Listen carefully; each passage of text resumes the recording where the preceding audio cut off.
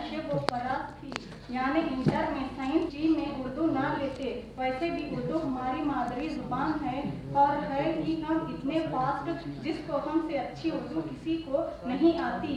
हम जो उर्दू बोल रहे हैं वो बिल्कुल खालिस शहद की तरह मीठी है, मगर हमको इस बात की खबर बाद में हुई कि हम जो स्पेशल उर्दू को लेकर इतनी हिमाकत कर रहे हैं और सबको जता रहे हैं वो तो हमारी मुंह बोली बहन यानी खूबसूरत हैदराबादी भाषा है।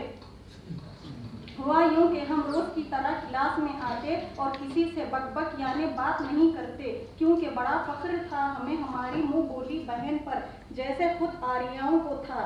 और हम चाहते थे कि हमारी मुंह बोली बहन का रिश्ता किसी से ना जुड़े। ये सोचकर हम हर किसी यानी क्लासमेट से बात करना बंद कर दिए।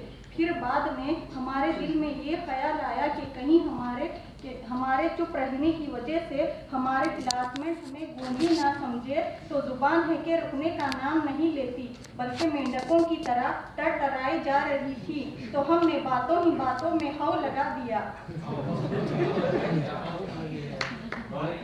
हमारे क्लासमेट में से एक ने सवाल किया, ये हौ क्या है? इसका मतलब ये नहीं कि वो मियारी उर्दू से अच्छी तरह वाकिफ थे। तो हमने बड़े शानदार लहजे में आवाज़े बुलंद बड़ी हिमाकत के साथ जवाब दिया, ये हौ यानी हौज है।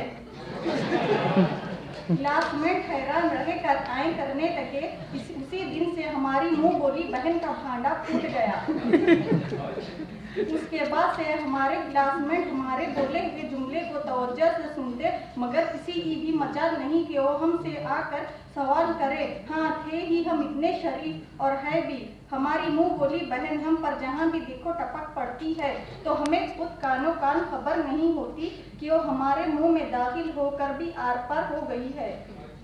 हमारी मुंह बोली बहन के बारे में हमें उस वक्त मालूम हुआ जब हमारे क्लास के टेस्ट और असाइनमेंट तो खत्म हो गए, मगर हम फंस गए सेमिनार में, वो भी तलफ्फुज़ को लेकर। एक दिन सेमिनार की तारीख मुकर्रर हुई तो हमने अपने दिल में सोचा कि आज पहला सेमिनार है, क्यों ना हम सबसे पहले अपना मकाला पढ़कर यहाँ से फौरन रफा हो जाए। वैसे भी सर ने परसों हमारी खूब तारीफ की थी, मेरा मतलब है 2 महीना पहले। ये सोचकर हम फौरन डट कर बहादुर शेरनी की तरह उठे और डाइस पर तशरीफ ले गए, तो हुआ इसका बिल्कुल उल्टा। हमारी तो हालत गीदड़ से भी बदतर साबित हुई। डाइस पर जाके हमारे हाथ और पैर कांपने लगे, उसके साथ जुबान फिसलने लगी। उसके बाद सर ने कहा, आप अपना तारुफ पेश कीजिए। तो हमने पूरे खानदान का तारुफ पेश किया। बहुत सही किया।